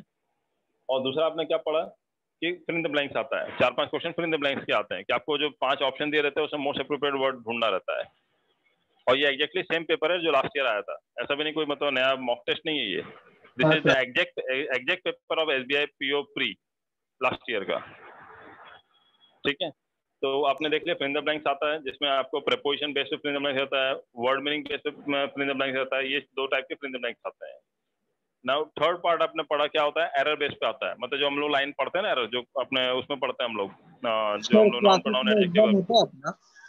क्या बोल रहे हो? तो क्लासेस में एग्जाम्स होता है अपना प्री एग्जाम्स? हाँ होता है ना, आपको टेस्ट सीरीज आपको मिल रहा होगा ना, आपको टेस्ट सीरीज में आपको दिया हुआ है पूरा, bank railway SSC MPSC sorry bank railway open नहीं हो रहा है। रेलवे नहीं है, सिर्फ ये एसएससी और रेलवे नहीं है टेस्ट सीरीज में। एसएससी और रेलवे नहीं है? नहीं, बैंक और इंश्योरेंस का ही ऑप्शन आ रहा है। आप एक काम करना, कल मुझे मैसेज कर देना, I will see to it, मैं करवा देता हूँ कल। Okay sir. है ना, कल आप सर मुझे बता मगर देना। सीरीज दिया हुआ है वो ओपन नहीं हो रहा है, पता नहीं क्यों। नहीं ओपन तो होगा बेटा सर ओपन तो हो रहा है बट ऑप्शंस पे सिर्फ बैंक और इंश्योरेंस आ रहा है, ओपन तो हुआ नहीं वो मैं देख लेता हूँ अगर वो खाली बैंक इंश्योरेंस आ रहा है, क्योंकि मैंने ओवरऑल टेस्ट सीरीज सबको दिया है इस बार, क्योंकि अभी सीएचएसएल का भी एग्जाम है, बैंक के भी एग्जाम है, तो दोनों दे दिया है मैंने कि जिसको जो एग्जाम देना है दे सकता है। तो we don't have any option कि मतलब कि नहीं भाई उन्होंने एसएससी में लिया है तो उनको टेस्ट सीरीज नहीं देंगे, तो पढ़ाएंगे नहीं वो अलग बात है, लेकिन टेस्ट सीरीज तो देते हैं। चलो टेस्ट सीरीज तो आप सॉल्व करो ना, आप प्रैक्टिस कर लो एक टेस्ट, तो that is not the part. और उसमें एमपीएससी के लिए टेस्ट सीरीज है लेकिन फिजिकल है वो टेस्ट सीरीज, क्योंकि वो आपके एग्जाम फिजिकल होता है पेपर एमपीएससी का और यूपीएससी का, उसका डायरेक्टिव पेपर होता ही नहीं, ऑनलाइन पेपर नहीं होता है उसका। हाँ नहीं होता है सर, मेरा भी ऑनलाइन पेपर होगा सर। तो उसके सर लेक्चर सभी चालू करने वाले हैं। बैंक रेलवे एसएससी ये तीनों पेपर जो होता है ये आपका ऑनलाइन होता है। और एमपीएससी का लेक्चर अभी नेक्स्ट मंथ से हम लोग सोच रहे हैं चालू करने का, क्योंकि अभी हम लोग सोच रहे थे फिजिकल स्टार्ट हो जाए तो फिजिकल चालू कर दें क्लासेस। अभी देखते हैं कैसा माहौल है कि सेकंड से बोल रहे हैं लॉकडाउन लगेगा नहीं लगेगा, we are very in lot of confusion. अगर लॉकडाउन नहीं लगता है then we can think for starting the physical lectures. अगर फिजिकल लेक्चर नहीं भी चालू होता है then we are going to start with MPSC UPSC lecture भी चालू कर देंगे हम लोग, ऑनलाइन चालू कर देंगे, बिकॉज ऑलरेडी मतलब हम लोगों ने इतना वेट किया है तो we can not wait any more for this. Okay sir. Sir ठीक है, हाँ बोलो। इंडियन पोस्ट का भी एग्जाम ऑनलाइन होने वाला है इस बार। किसका? Indian post. नहीं वो तो हमेशा ऑनलाइन होता है ना, किसने बोला फिजिकल होता पेपर उसका? ऑनलाइन नहीं मतलब सर घर बैठे देने का? अगर घर बैठे नहीं मिलता बाबा, कहाँ हो तुम? आपको सेंटर अलॉट होगा। सर आपने भरा नहीं क्या फॉर्म भरा नहीं भरा आपने? सर भरा है फॉर्म, पर मैं एफवाई बीकॉम का फर्स्ट स्टूडेंट हूं ना गवर्नमेंट के लिए। नहीं मैं वो नहीं पूछ रहा हूँ, आपने फॉर्म भरा ना? हाँ फॉर्म में सर। ऑप्शन नहीं आया क्या कि आपका सेंटर कहाँ पे चाहिए? नहीं मुंबई ऐसा चाहिए, मुंबई चाहिए, मुंबई चाहिए, नवी मुंबई चाहिए, मुंबई मुंबई नासिक सर, चाहिए? मुंबई आया था ये, मुंबई तो चाहिए आया आया था। तो भरा है ना बेटा, तो घर नहीं लिखा उसके अंदर, मुंबई लिखा। आपको घर का फ्लैट नंबर लिखा था क्या? मुंबई लिखा था ना, तो मुंबई में आपको मिलेगा ना, फिर घाटकोपर मिलेगा, थाने मिलेगा। थाने अलग सेंटर है, नवी मुंबई अलग सेंटर है, मुंबई अलग सेंटर है। मुंबई मतलब हो जाता है आपका घाटकोपर, दादर, अंधेरी, वो सब सेंटर मिलेंगे आपको, बोरीवली, वो सब सेंटर मिलेंगे। अगर आपने थाने भरा तो थाने डिस्ट्रिक्ट में सेंटर मिलेगा। अगर आपने नवी मुंबई भरा तो नवी मुंबई में आपको सेंटर मिलेगा, पनवेल वगैरह साइड में। तो आपने अगर मुंबई भरा तो मुंबई में सेंटर पड़ेगा आपका, अंधेरी, बांद्रा, बांद्रा उधर साइड पड़ेगा आपका सेंटर।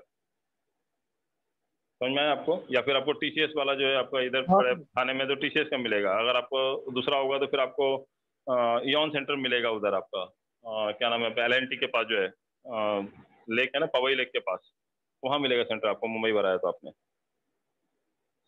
है ना? आईटी तो पार्क आपको का। आईटी पार्क में वही बोल रहा हूँ ना, मतलब आपके जहाँ पे कंप्यूटर की अवेलेबिलिटी है एक साथ बहुत सारे, वहीं पे टेस्ट हो सकते हैं आपके। ठीक है, घर पे टेस्ट नहीं होता है। कॉलेज का घर पे ही हो रहा है, मतलब कॉलेज का भी। बेटा वो कॉलेज नहीं है ना, कॉलेज वालों को क्या है, कॉलेज में तो कुछ भी पढ़ा देते हैं। कॉलेज का छोड़ दो, कॉलेज से बाहर आ जाओ अभी।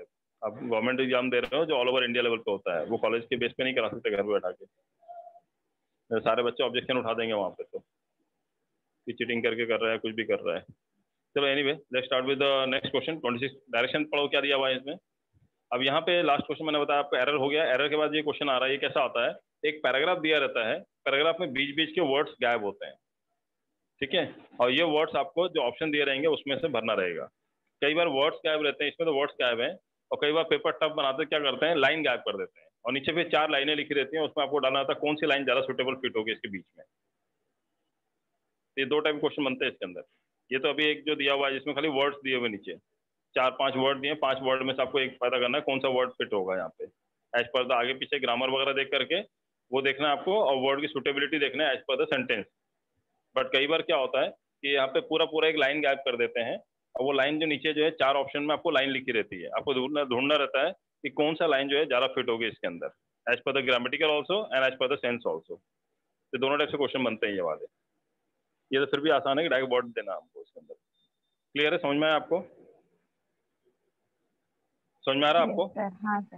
ओके। हाँ सर। तो देखो यहाँ पे डिस्पाइट इट्स, तो ये आपको दिया हुआ देखो, डिस्पाइट और ऑफ लगाएगा यहाँ पे? नहीं सर।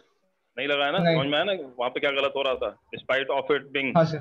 अगर ऑफ नहीं होता तो इट बिंग चल जाता है, लेकिन डिस्पाइट और ऑफ था, डिस्पाइट और ऑफ नहीं लगता कभी भी, ध्यान देना। देखो दिख रहा है यहाँ पे डिस्पाइट और ऑफ नहीं लगाया ना, यस यहाँ सर। देखो यहाँ ऑफ दिखा है क्या? नहीं दिया है ना ऑफ कुछ। नहीं। डिस्पाइट के बाद क्या दिया रहा है? इट्स। तो डिस्पाइट के बाद कभी ऑफ नहीं लगता, ध्यान रखना आप। Okay sir.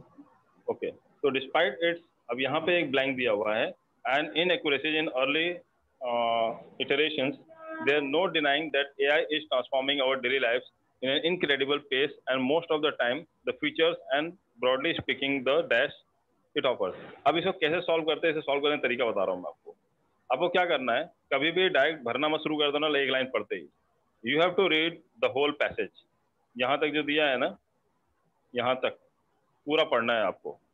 एक भी फिल इन द ब्लैंक भरने से पहले पूरा पढ़ लेना। अगर आपने नहीं पढ़ा और थोड़ा जनरल सेंस नहीं लिया कहानी क्या है, तो आप पहला भरना शुरू करोगे, बाद में लास्ट में आके मालूम पड़ेगा आपने जो पहला भरा था वो गलत हो गया, क्योंकि नीचे जो दिया है सेंस वो अलग हो गया। समझ में आ रहा है आपको? तो आपको एक क्विक रिवीजन देना है, मतलब फास्ट तरीके से आपको पढ़ना है पूरा पैराग्राफ को एक बार, 1 मिनट के अंदर, 1-1.5 मिनट के अंदर पूरा पढ़ना है। एक बार एक जनरल सेंस मिल जाएगा आपको, फिर उसके बाद फिर आपको भरना शुरू करना है ग्रामर के हिसाब से, ग्रामर एंड सुटेबिलिटी के हिसाब से। पहली बार आपको फास्ट तरीके से पढ़ना है, ठीक है? चलो अभी हम लोग पढ़ते हैं, पहले क्या है पढ़ के बताओ मुझे क्या दिया है। सब लोग पढ़ो, दिख रहा है सबको ना?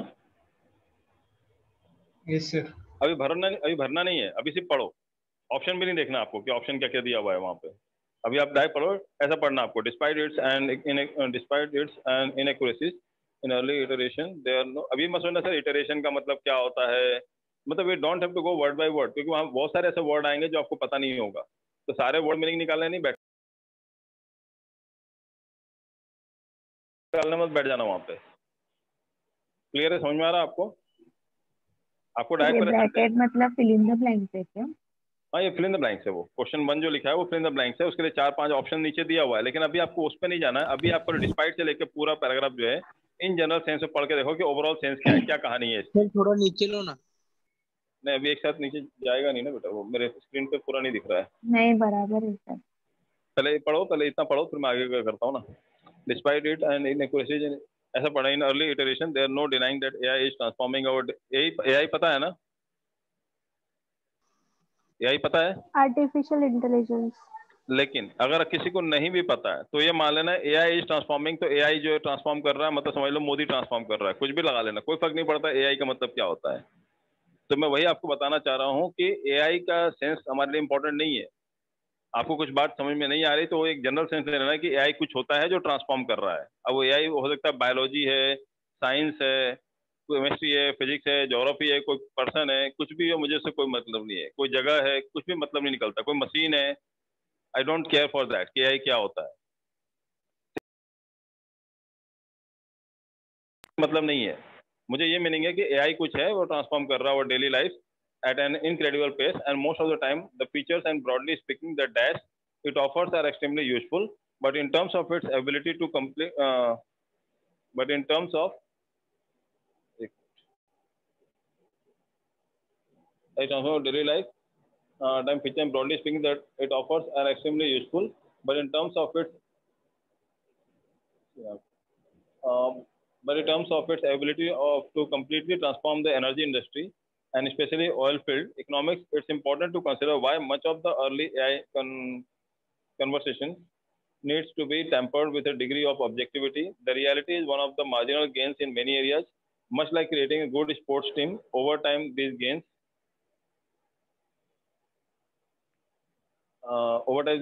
add up rather than causing results everywhere, and this is especially the case within the energy industry. Some conservations in the energy industry suggest that AI can now everything is one giant leap. The fact is highly valuable additional factor. It can and will provide significant improvements, but it's unlikely to radically transform everything overnight. But okay, आपको पूरा paragraph पढ़ के क्या लगा, किस type का paragraph है? चलो आपको पूरा अभी छोटा कर देता हूँ तो पूरा दिखाई देगा एक साथ। दिख रहा पूरा आपको?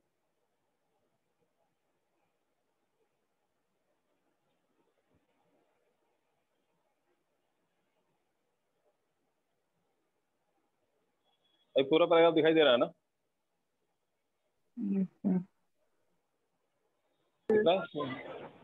Yes sir.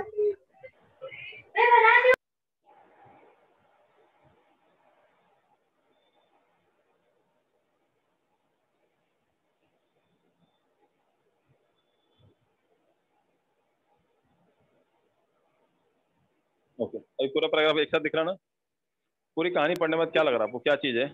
मेरे को ये समझ में आ रहा है, ये मेरे को इतना प्लीज अपने बैकग्राउंड आवाज बंद करो। देखो मुझे तो ये समझ में आ रहा है कोई एआई कोई चीज़ है जो ट्रांसफॉर्म कर रही है, एनर्जी वगैरह का कुछ है, और उसके बाद जो मतलब जो कंजर्वेशन और मतलब कुछ अच्छी चीज़ है, और एआई कोई पॉजिटिव चीज़ है, कोई अच्छी चीज़ है जिसकी वजह से हमारा लाइफ जो है ट्रांसफॉर्म होने वाला है। कुछ ऑयल फील्ड वगैरह स्पेशली इन लोग को मतलब काफ़ी उनको सब्स्टिट्यूट टाइप में देखा जा रहा है इस चीज़ को, ऐसा कुछ दिखा रहा है। बस मुझे इतना ही समझ में आया, बाकी मुझे नहीं पता क्या बोल रहे हैं वो, बाकी बहुत सारे वर्ड है जो मुझे मीनिंग नहीं पता मुझे। ठीक है, ये मैंने मान लिया आपकी नज़र से। ऐसे ही हो रहा है ना आपके साथ भी? आपको इतना ही समझ में आया कि इससे ज़्यादा समझ में आया? अगर इससे ज़्यादा समझ में आया सर स्पोर्ट्स टीम के बारे में भी बताया सर, उनको भी बहुत फायदा है, एनर्जी इंडस्ट्री कंजर्व भी हो रही है प्रॉपर मैनर में। हाँ, तो वही बोलना चाह रहा हूँ कि देखो मैं कोई जनरल सेंस जो एक छोटा 2 लाइन में अगर मैं बोलूँ कि एआई मतलब क्या समझ में आया पूरा पैराग्राफ पढ़ने के बाद, तो मुझे समझ में आया कि कोई एआई चीज़ है, मुझे नहीं पता क्या है, और वो मतलब हमारी लाइफ को बहुत ट्रांसफर कर रही है, और उससे जो हमारा इंडस्ट्रियल और कंजर्वेशन वगैरह जो है, मतलब जो हम लोग जो फ्यूल यूज करते हैं उससे कंजर्वेशन के काम आएगा, और बहुत ज़्यादा फायदा तो नहीं है लेकिन मार्जिनल गेन है उसमें। मतलब और फिर उसके बाद जो है उसका काफ़ी अच्छा परिणाम है, और इंडस्ट्री में खासतौर पे एनर्जी इंडस्ट्री में उसका जो है काफ़ी हेल्प है, उसका उस चीज़ का जो एनर्जी लेवल पे जो है हेल्प है, हमारी काफ़ी हेल्प है उसके, और बहुत ज़्यादा फायदे हैं उसके, बहुत ज़्यादा इंप्रूवमेंट है उसकी वजह से। बट वो एक दिन में ट्रांसफॉर्म नहीं, ओवरनाइट ट्रांसफॉर्म नहीं होगा, तो टाइम लगेगा उसको। इतना समझ में आया मेरे को ये पढ़ने के बाद, इतना ही समझ में आया कि आपको भी? हाँ इतना सर। समझ में आया कि आपको भी? बस हाँ अब सर। हम लोग फिल करना शुरू करेंगे। अब यहाँ पे देखें, despite it's dash, and inaccuracies in early iteration, there are no denying that AI is transforming our daily lives at an incredible pace. यहाँ तक में आपको भरना है वो डिस्पाइट इट्स डैश। अब यहाँ पे ऑप्शन है आपके पास, despite its credible, despite it falls, despite it results, despite its feeble. Falls या नेगेटिव वर्ड आएगा ना, despite its result, despite its falls. अच्छा, डिस्पाइट हमेशा क्या होता है? नेगेटिव वर्ड के लिए होता है, मतलब डिस्पाइट फॉल्स आएगा। हाँ, मैं वही बोलना चाह रहा हूँ। जो क्रेडिबल है, रिजल्ट है, ये दोनों पॉजिटिव वर्ड है। तो डिस्पाइट रिजल्ट, डिस्पाइट क्रेडिबल, ये तो पॉजिटिव वर्ड हो गए। आपको डिस्पाइट फॉल्स आएगा ना, यस सर, और इनएक्यूरेसी भी दिया है, despite its flaws and inaccuracy, दोनों नेगेटिव वर्ड। तो इनएक्यूरेसीज में आप देखो, एक चीज ध्यान दो, इनएक्यूरेसीज में एस लगा है ना, तो यहाँ जो वर्ड होगा उसमें भी ऐसा आना चाहिए क्योंकि बीच में एंड से जुड़ा हुआ है। तो अगर आगे इनएक्यूरेसीज है तो इनएक्यूरेसी क्या है? नेगेटिव वर्ड है कि पॉजिटिव वर्ड है? नेगेटिव। तो एंड के पहले वाला वर्ड कैसा होना चाहिए? नेगेटिव होना चाहिए, पॉजिटिव होना चाहिए? नेगेटिव। ये समझ में आ गया। इनएक्यूरेसीज क्या है? नाउन है, प्रोनाउन है, एडजेक्टिव है, वर्ब है, एडवर्ब है। तो वही वर्ड यहाँ भी होना चाहिए, नाउन है, प्रोनाउन है, एडजेक्टिव है, वर्ब है, एडवर्ब है। एडजेक्टिव है, तो एडजेक्टिव है तो एंड के पहले भी एडजेक्टिव आना चाहिए। दूसरी बात, इनएक्यूरेसीज में एस लगा हुआ है लास्ट में, इनएक्यूरेसी नहीं लिखा, CY नहीं लिखा है, इनएक्यूरेसीज एस लगा हुआ है। तो यहाँ जो वर्ड आएगा वहां भी क्या आना चाहिए? ऐसा आना चाहिए। तो कौन सा ऑप्शन दिख रहा है आपको इसमें ऐसा, इस टाइप से जो मैंने अभी बोले आपके? एक ही ऑप्शन है, मैं एक ही ऑप्शन है, फॉल्स। और क्योंकि रिजल्ट जो है वो तो वहाँ पे पॉजिटिव वर्ड है तो हटा ही दो। फीबल नेगेटिव वर्ड है, बट फीबल नहीं हो सकता क्योंकि एस वाला वर्ड चाहिए, और क्रेडिबल भी नहीं हो सकता क्योंकि पॉजिटिव वर्ड है। तो मेरे पास एक ही ऑप्शन बचता है, फॉल्स। आपको समझ में आया कैसे निकाला मैंने ये? Yes sir. सबको समझ में आया? किसी को डाउट? No sir. समझ में आया ना कैसे निकालना है? हाँ। Okay, now next. Yes sir. Despite its faults and inaccuracies in early iteration. आपने देखा, मीनिंग पूरे इटरेशन का मीनिंग जानना हमारे लिए जरूरी नहीं है, एआई की मीनिंग जानना जरूरी नहीं है हमारे लिए। बट डिस्पाइट इट्स के बाद अभी हमने कहानी समझ में आ गया, despite its faults and inaccuracies, क्योंकि एंड के बाद इनएक्यूरेसी नेगेटिव वर्ड है तो एंड के पहले भी नेगेटिव वर्ड होगा। अगर इनएक्यूरेसी एडजेक्टिव है तो एंड के पहले वाला वर्ड भी एडजेक्टिव होगा, और इनएक्यूरेसी होता है तो वहां पे क्या होता है? फॉल्टी होता है। देखिए, इनएक्यूरेसीज लगा हुआ है, CIES लगा हुआ है, तो वहां पे क्या होगा? फॉल्ट्स होगा। यहाँ पे एस लगा तो वहां भी एस लगेगा। समझ में आ रहा है कैसे देखा जाता है चीजों को? नाउ नेक्स्ट वाला जो दिया हुआ है वो क्या दिया हुआ है? Transforming our daily life in incredible pace and most of the time the features and broadly speaking the dash it offers are extremely useful. The dash it offers क्या ऑफर करता है?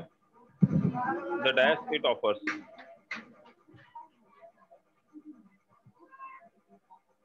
द डैश इट ऑफर्स, ये है ना 27th question है। The dash it offers क्या है option? Benefits, the freedom it offers, the life it offers. ये कौन सा ऑप्शन है? फ्रीडम है, लाइफ है, चेंज है, नॉलेज है, बेनिफिट्स है। ये नहीं है सर, हाँ, ये नहीं ऑप्शन, ये नहीं है। वो रिजल्ट वाला ऑप्शंस में थे, इसमें रिजल्ट नहीं है।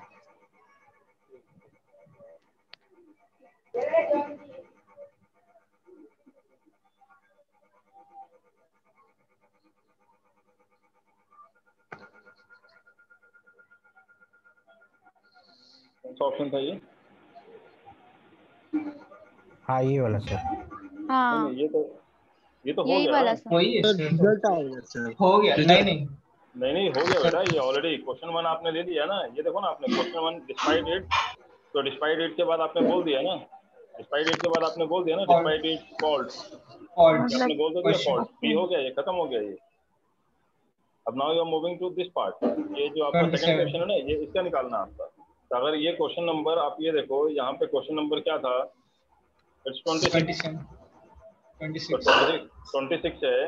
तो 26 मतलब ये क्या हो गया? पहला आपका 26 हो गया, तो दूसरा ये क्या होगा? 27 हो गया, 28, 29, 30, टोटल 5 क्वेश्चन है इसके ऊपर। आपका पेपर खत्म, 30 मार्क्स के पेपर आता है। ओके, समझ में आया आपको? Yes sir.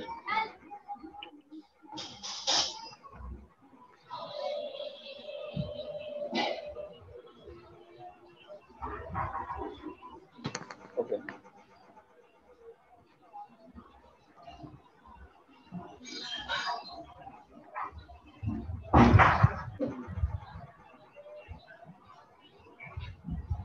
यहाँ पे आपको जो ऑप्शन है ये 27 ये है ऑप्शन, ये क्वेश्चन हम लोग कर रहे हैं अभी। क्या आएगा? पैराग्राफ पे जाते हैं, यहाँ पे देखो पैराग्राफ में दिया हुआ है, क्या दिया हुआ है? Despite its faults and inaccuracies, अब तो भर दिया ना, तो despite its faults and sir background से आवाज आ रही है, इसके लिए ये आपका आवाज बैकग्राउंड कम किसकी आ आवाज आ रहा है। रही है?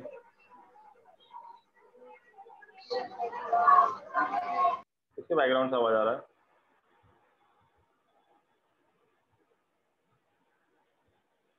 ओके, तो यहाँ पे क्या दिया है? Despite its faults and inaccuracies in earlier iteration, there's no denying that AI is transforming our daily lives at an incredible pace, and most of the time the features and broadly speaking the dash it offers are extremely useful. The dash it offers क्या offer करता है जो बहुत useful होगा? एक तो पहली बात ये देख लो कि यूजफुल होना चाहिए वो चीज, तो फायदेमंद चीज होना चाहिए ना, एक्सट्रीमली यूजफुल होना चाहिए। एक्सट्रीमली यूजफुल है तो कैसा चीज होना चाहिए जो ऑफर कर रहा है वो, कैसी चीज होनी चाहिए? ये पॉजिटिव वर्ड होगा या नेगेटिव वर्ड होगा, पहले ये बताओ। पॉजिटिव। और the dash it offers are extremely useful। भाई इतना ध्यान रखो आप। अब इसके वजह से मुझे बताओ, the dash it offers are very useful, the freedom it offers is very useful, the life it offers, benefits, the change it offers, The the knowledge benefit. it offers, the benefits it offers is very useful। knowledge क्यों नहीं? The change it offers, knowledge the knowledge life, it offers। हाँ? Knowledge कैसा आएगा? आपसे पूछ रहा हूँ knowledge, नहीं कैसे आएगा, नहीं क्यों नहीं आएगा वो बताओ। नॉलेज कैसे आएगा मत बताओ, क्यों नहीं आएगा वो बताओ। स्पीकिंग है ना तो फिर नॉलेज आएगा। आपने बताया अगर उसका जो तीसरा सेंटेंस है उसमें एस लगा है तो बेनिफिट में भी तो एस लगा है ना। देखो हाँ बता, नहीं बेनिफिट्स में क्यों ऐसा आएगा बता रहा हूँ मैं, क्योंकि बता रहा हूँ क्या, एंड मोस्ट यहाँ पे देखो most of the time the features, जो फीचर्स हैं एंड, तो एंड के बाद ये ब्रॉडली स्पीकिंग क्या है, ये तो कहानी है खाली इसके बारे में।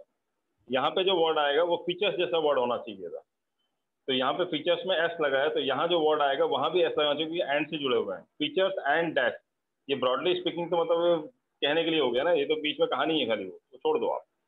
द फीचर्स, और यहाँ पे क्या आएगा? द, यहाँ पे क्या आएगा? यहाँ पे क्या आएगा? बेनिफिट्स। बेनिफिट, क्योंकि फीचर्स में एस लगा हुआ है तो बेनिफिट में भी क्या लगेगा? एस लगेगा, है ना। तो फीचर्स एंड बेनिफिट दोनों में क्या लगेगा? एस लगेगा। क्लियर है, समझ में आया आपको? हाँ सर। कोई डाउट? No sir.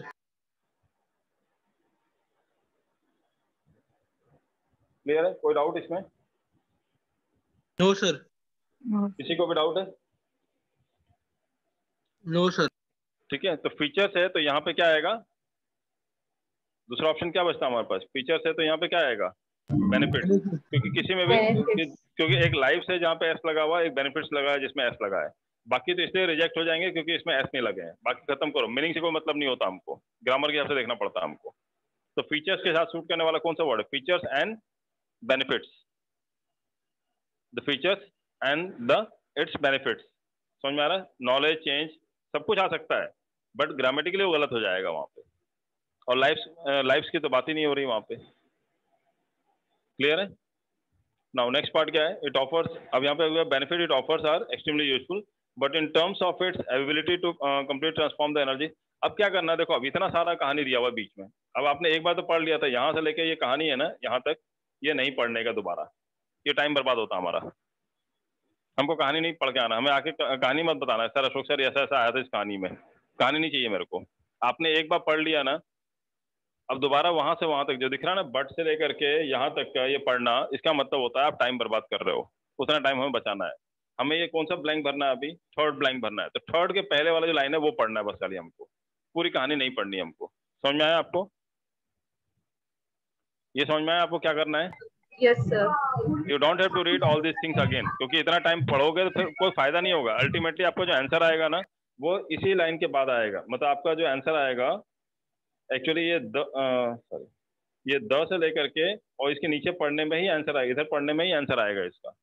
उसके ऊपर का आप पढ़ भी लोगे तो कुछ कर नहीं पाओगे उसके बेस पे ब्लैंक में, तो उसको दोबारा नहीं पढ़ना, टाइम बर्बाद होता है हमारा। ठीक है, अब यहाँ पे डायरेक्टली मैं बीच में छोड़ देता हूँ, अब सीधे मैं यहाँ से पढ़ूंगा। The reality is one of the marginal gains in many areas, much like creating a good sports team. Over time, these gains add up rather than causing dash results everywhere. कैसा रिजल्ट्स की बात कर रहे हैं? Dash results everywhere, then causing dash results everywhere. ये ध्यान रखना आप। Much like creating a good sports team. ये पॉजिटिव वर्ड है नेगेटिव वर्ड है? पॉजिटिव।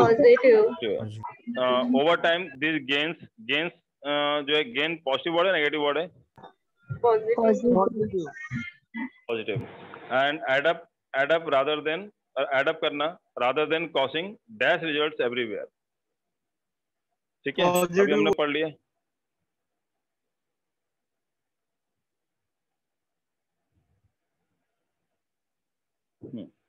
ये है ना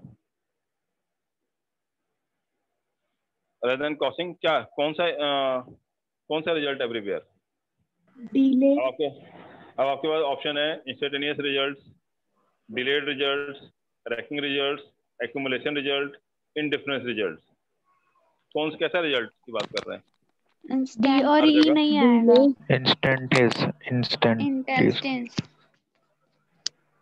instantaneous results everywhere.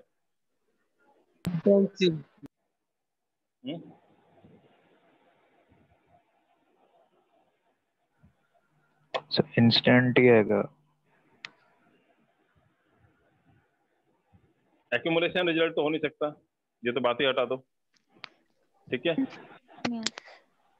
Indifference result नहीं, मैं छोटा कर दूं क्या? सब दिखाई देगा एक साथ। यहाँ पे है ना, अभी दिख रहा ना?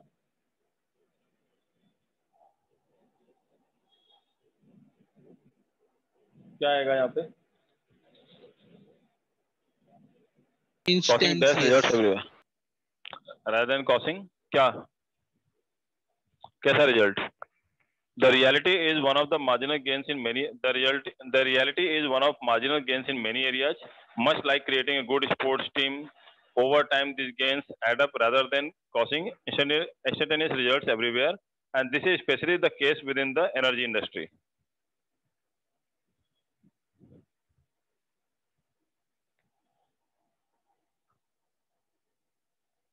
क्या अप्रोप्रिएट लग रहा है यहाँ पे आपको?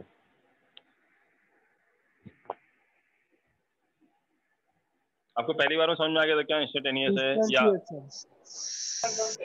इंस्टेंटेनियस है सर? किसी को डाउट आ रहा है किसी और वर्ड को लेके आप लोगों के दिमाग में कुछ है कि सर मेरे हिसाब से तो ये आंसर होना चाहिए, तो आप शर्माओ नहीं, आपका आंसर गलत होगा। That is more important for explanation. Delayed result. हाँ, डिलेड रिजल्ट। ओके, क्यों रादर भी लिखा है? रादर मतलब कंपैरिजन की बात की जाती है, rather than causing delayed results everywhere. हो सकता है, nothing wrong with that. Instant आएगा सर? नहीं, I am telling you, delayed क्यों नहीं हो सकता? बताओ किस बेस पे आप डिलेट को मना कर रहे हो? रिजल्ट इंस्टेंट मतलब तुरंत रिजल्ट मिल रहा है, मतलब फास्ट रिजल्ट मिल रहा है हम लोगों को। The reality is one of the marginal gains in many areas, much like in creating a good sports team. Over time, these gains add up rather than causing instantaneous results everywhere. क्योंकि हमने देखा ना, क्योंकि हमने आखिरी तक पढ़ा हुआ इसमें ये था कि रिजल्ट इतनी जल्दी नहीं मिलेगा, धीरे धीरे मिलेगा। तो इंस्टेड ऑफ मतलब क्रिएटिंग इंस्टेंटेनियस रिजल्ट्स, ये धीरे धीरे एड अप होगा, ज्यादा बेटर रहेगा। यही बोलना चाह रहे हैं ना? इसे इंस्टेंटेनियस तो एप्रोप्रिएट वर्ड है, नो डाउट। इसे डिलेड नहीं होगा यहाँ पे, क्योंकि कहानी के हिसाब से नहीं चल रहा है ये। मैंने आपको वही बोला था कि अगर आपने नीचे नहीं पढ़ा होता, नीचे याद है आपको? नीचे सबसे लास्ट लाइन क्या लिखा है? जब पढ़ो यार, सबसे लास्ट लाइन में क्या लिखा हुआ है? उसी का आंसर दिया हुआ है यहाँ पे। क्या लिखा है? सबसे लास्ट लाइन पढ़ो, ये वाला क्या लिखा है? But it's unlikely to radically transform everything overnight. Sorry, ये वाला नहीं, यहाँ तक overnight. But it's unlikely to radically transform everything overnight. मतलब हर चीज रातों रात चेंज नहीं हो जाएगी। मतलब क्या हुआ? टाइम लगेगा थोड़ा। नहीं, टाइम लगेगा नहीं, मेरी बात तो सुनो। हाँ, तो यहाँ पे टाइम लग रहा है, वही बोल रहा है, टाइम लग रहा है। तो यहाँ पे क्या होता है, यहाँ पे वही दिया, the reality is one of the marginal gains in many areas, much like creating a good sport team, over time this gains add up rather than causing instantaneous results everywhere। मतलब वो कहानी वही बोल रहा है कि मतलब वो चीज एड अप होंगी, धीरे धीरे होगी, rather than causing instantaneous results everywhere। क्या ऐसा नहीं फटाफट फटाफट रिजल्ट आ जाएगा हर जगह। तो rather than के बाद जो हमेशा होता है कॉन्ट्रोवर्शियल वर्ड आता है ना, rather than क्या होता है, rather than के बाद क्या आएगा वर्ड, उससे जो कॉन्ट्रोडिक्टरी वर्ड होगा वो आएगा, हमेशा उसका अपोजिट वाला वर्ड आएगा ना। rather than मतलब क्या होता है, instead of doing all these things, मतलब you should study rather than talking all rubbish things।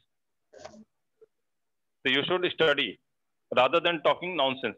तो आपने स्टडी यू शुड स्टडी और रादर देन के बाद कौन सा वर्ड लगाया मैंने, इंस्टीड ऑफ टॉकिंग नॉनसेंस। मतलब ये क्या था, हमारा नेगेटिव वर्ड था जो समझ में आ रहा था। यहाँ पे रादर देन लिखा था, rather than causing instantaneous results everywhere. ये क्या करेंगे, creating a good sports team, over time this gains add up rather than, मतलब over time this gains add up, धीरे धीरे गेन जो क्या हुआ एड अप होगा, मतलब एक साथ नहीं होगा, इंस्टेंटेनियस रिजल्ट्स नहीं आएगा हर जगह, rather than causing instantaneous results everywhere। तुरंत तुरंत रिजल्ट नहीं मिलेगा इस चीज का। क्लियर है, समझ में आया आपको? हाँ सर।